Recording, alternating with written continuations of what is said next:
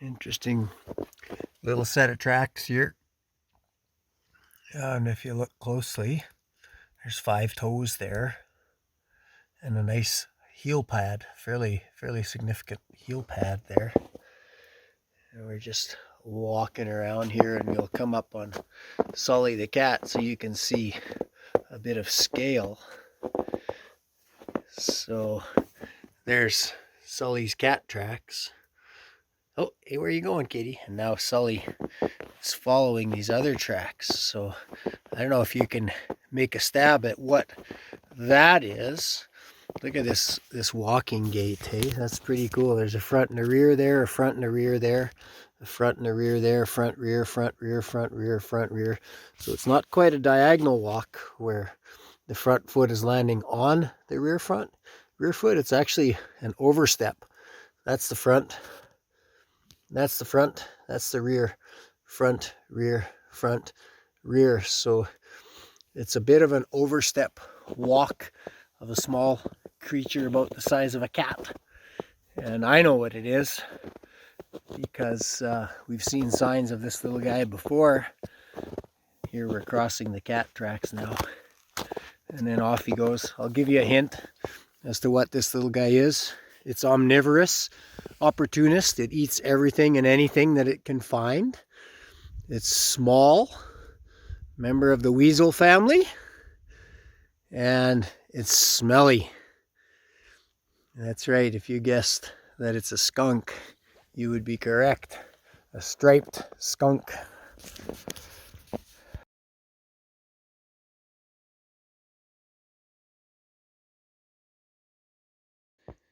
I came to this end of our barn and found all these tracks here and some digging.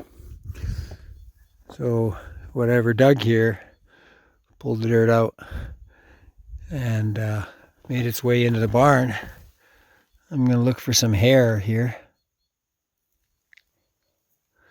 Oh, there's one. No, that's not a hair. I think there's hair here. Some of that's roots. There's a hair. Or fur. So I know what it is. It's a skunk. And he's trying to get in there because in there is some hide stuff. Like it's because of that deer hide right there, or deer head right there he's trying to get to. And that's my project today, is to take the brains out of that for a hide tanning course coming up. And he drug it all the way over to this end, trying to get it out of this hole, because that was way down at that end where that door is open. And he came last night and drug it all the way to here, trying to get it out underneath, but he couldn't. So yeah, we have a skunk who is anxious to get into our barn now. So that skunk came in because the other deer head that I had was right here, and he drug it through the barn. Oh, right here. So he pulled it around there, right through here. This is drag marks right through here. And then he drug it here into this pile of garbage that we're going to get rid of. And this fell down after he went and bumped here. And then he carried it off, and then he went underneath our canoes. And he drug it. Oh, it might have come this way. No, I don't think so. I think he came in through here. Yeah, right through here. And that's where he left it. And he's been eating on the back side of it. So I'm going to take I'm going to get the brains out of it. I'm going to saw into it, scoop it out, take the brains out and freeze them in our freezer for the tanning course, brain tanning course we have. And then I'm going to let the skunk have this, but I'll take it outside and maybe put a trail camera on it, and we'll see if we can get some video of a skunk working this head. Cool. So I grabbed my saw because I was going to get the brains out of this deer here. And this is what I discovered. The brains are gone.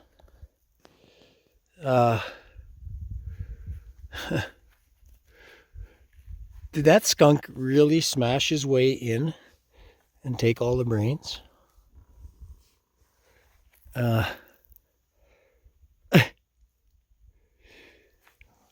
What the heck?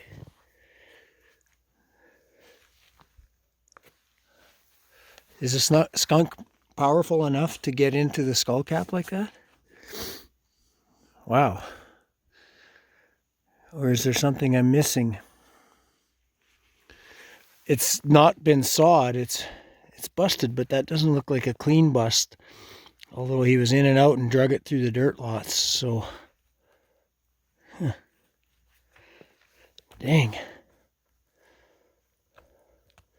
I know the weasel family does enjoy dining on the brains of animals. That could be what we're seeing here, but I just can't imagine a skunk being powerful enough to bust through that brain cap, or the skull, like, wow.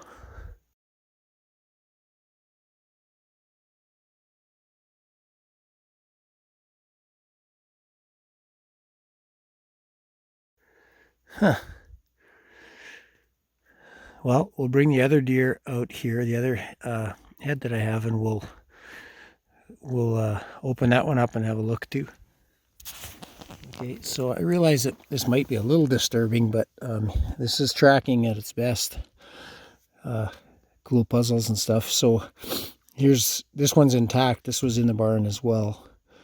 And this small buck, the reason I have these is because hunters in the area know that we utilize the hides and animal parts for our courses. So in this case, I'll take the antlers off below the antler rosette right there, and we'll use that for flint knapping. We'll make tools out of that, or even knife blades or knife handles and stuff like that.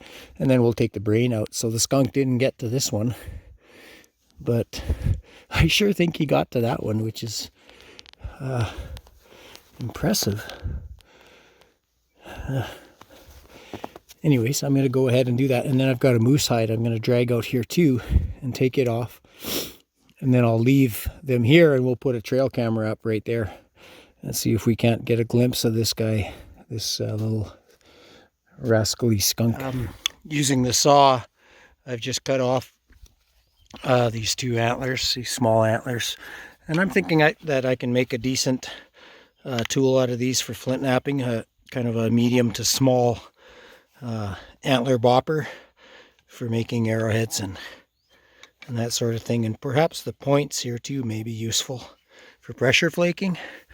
And I've made some saw cuts into the back of the head here, so I'll just pull there. So there we've got that brains there, and I think they're not frozen. So I'm just going to scoop that into a plastic bag.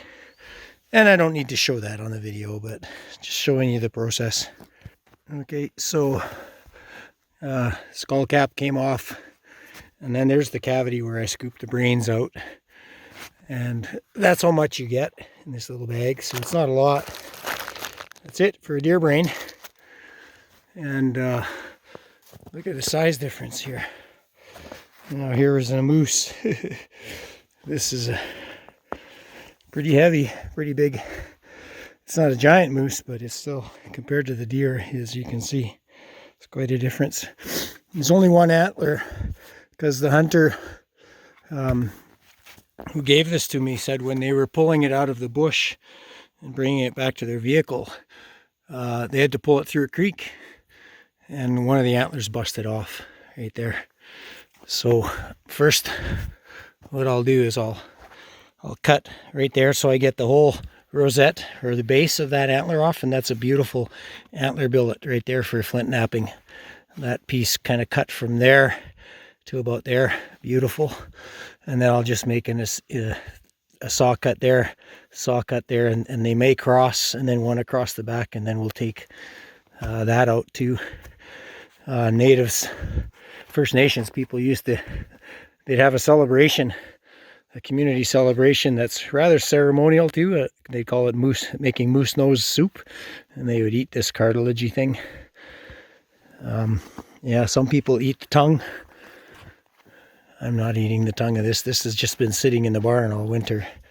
All right, there's a lot of bone in the top of these heads to support those antlers. So I sawed here, here, and here. And now I can pull that little top off. And then there's the brains. And then the rest is down in there. And I'll just use a knife or a spoon or a stick or whatever and scoop it out into a plastic bag. I set up a camera trap.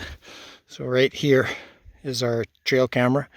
And it's set for 30-second videos. And then right there is the heads. And so, which we should get them really close. I might even bring it a little closer, we'll see. But the skunks' trails are all through here. So there, a bunch there. I've walked on them already, but it basically came, we think it's living under that building. It's likely under there right now. Sorry about all the trash. This is our rummage pile, our boneyard. Anyways, under the trailer, and then it comes out, its tracks are back there. And then it came around like this, and then it walked in a circle over there beside the tank for a watering bowl for the cattle, and it could get through there. And then it came this way. It investigated a few spots here thinking it could get through this fence, but it couldn't. But anyways, back and forth, and just right over there is where it dug under our door. It even ripped some of my door, that little pesky bugger. Yeah, so he dug his way under, and I'm going to have to fill that back in now. And yeah, so that's the setup. And so an interesting bit of track sleuthing here. And now we're set up to catch some live action video of the little guy. And I think it'll be neat to, because now the tracking goes from reading the story and the footprints to watching it interact with something that it's eating. And so yeah, to me it's completely educational, and it just adds more images, more knowledge into the filing card or filing cabinet that I have inside my head for tracking animals and animal behavior and such.